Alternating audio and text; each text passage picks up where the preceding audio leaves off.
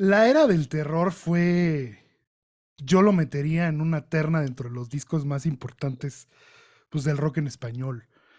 Qué chido. Y sin duda alguna para ustedes fue, pues les cambió la vida, ¿no? ¿Cómo fue hacer ese disco? Fíjate que es una de las mejores preguntas que me han hecho en mucho tiempo. Hay, hay, eh, hay procesos, o hubo procesos en aquel entonces donde pues no había escuela de managers para rock. Ujú. Y trabajar con productores era algo que nosotros pues era totalmente nuevo. Pablo Novoa llegó a producir el primer disco. Entre él y Yacomán produjeron el primer disco y cambió mucho el sonido de la banda deliberadamente, porque estábamos cumpliendo con ciertos requerimientos de la disquera para podernos colocar en un lugar como más popular, ¿no? O Giacomán sea, tocaba el teclado con Bon, ¿no? exactamente, Sí, ya sé quién es. exactamente. Y lo grabamos en casa de Luis Gil, un gran ingeniero, un gran ingeniero de sonido. Y un pedacito creo que lo grabamos todavía en los estudios Cristal de Polygram, ya no me Ujú. acuerdo, pero creo que sí.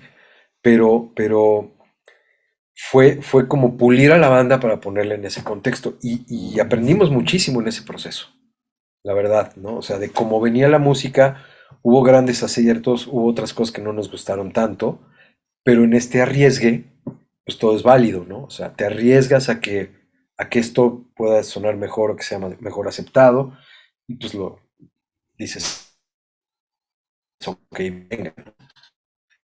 La Era del Terror fue un disco que venía después de cambios en la banda, o sea, salió Miguel, Ujú. el baterista salió.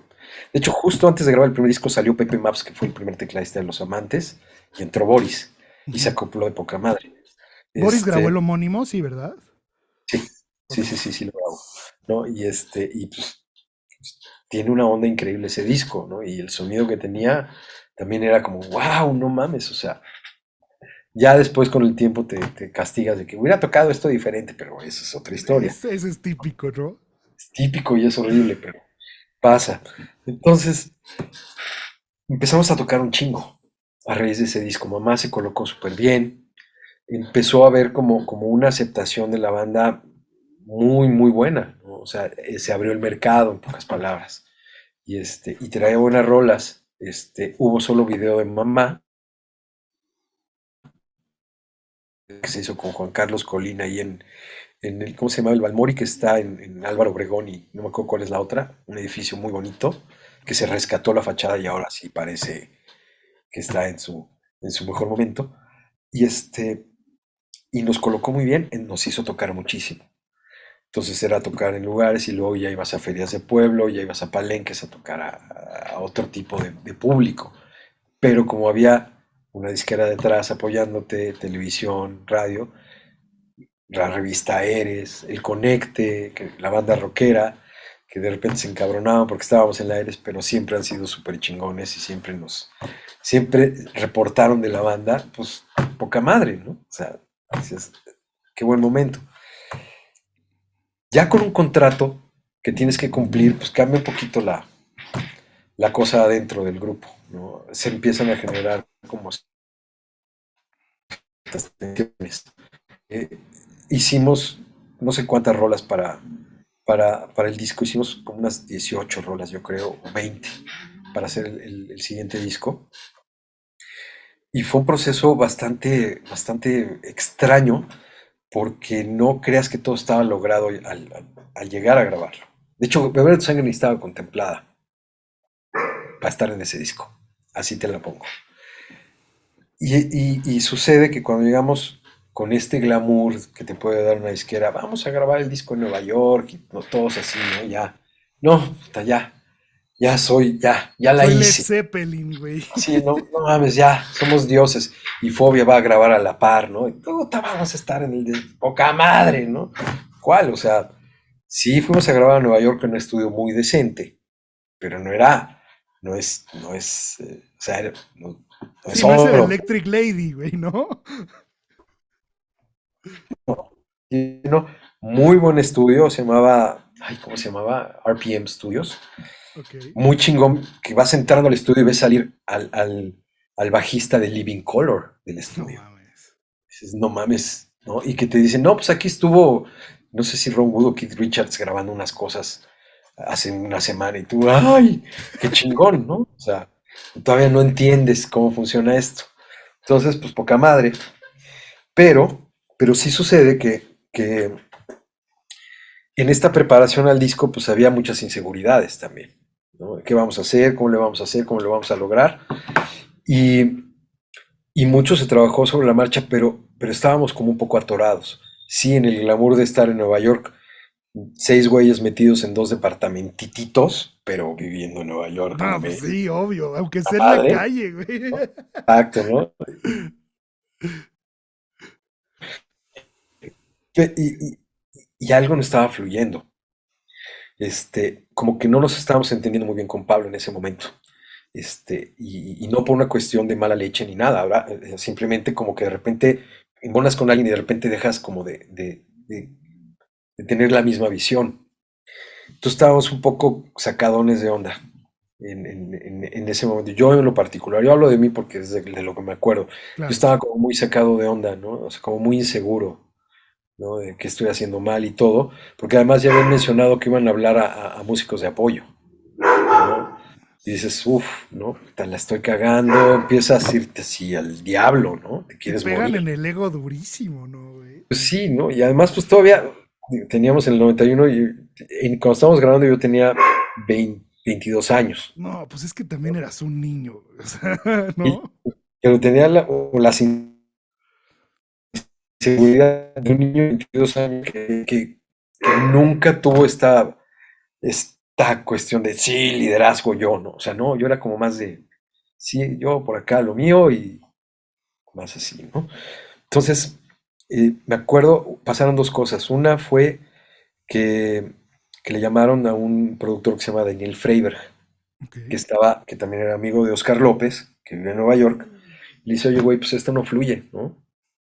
Date un rol, a ver qué onda. Entonces, fue muy loco porque a la par, o sea, terminamos una sesión que tampoco había fluido muy bien y me quedé con el ingeniero de ese disco que se llama Dave Dashinger. Chingón ese cabrón, qué bárbaro.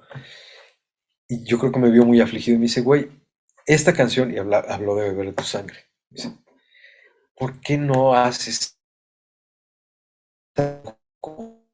una conversación entre tú y la voz? Y así como que, o sea, ¿qué te refieres? Y me puso el Wicked Game de Chris Isaac, que acababa de salir, ¿no? Entonces dice, bueno, pues algo como esto, ¿no? Aquí canta y aquí le contesta la guitarra, ¿no? Entonces nos quedamos como, ya iban a cerrar el estudio, nos quedamos un ratito más él y yo, y empezó a tirar la pista y me dice, pues vas, ¿no? O sea, mi approach fue completamente diferente a la canción desde ese momento, porque en lugar de estar haciendo el acompañamiento y llegar a un solo, empecé pues, con una figura, ¿no? Fue como buscar un diálogo. Esa imagen, esa imagen que describió a mí me cambió la vida, totalmente. Entonces, pasa eso, ya pues terminamos, como contentos y se lo mostramos después a la banda. Y eso fue como beber tu sangre.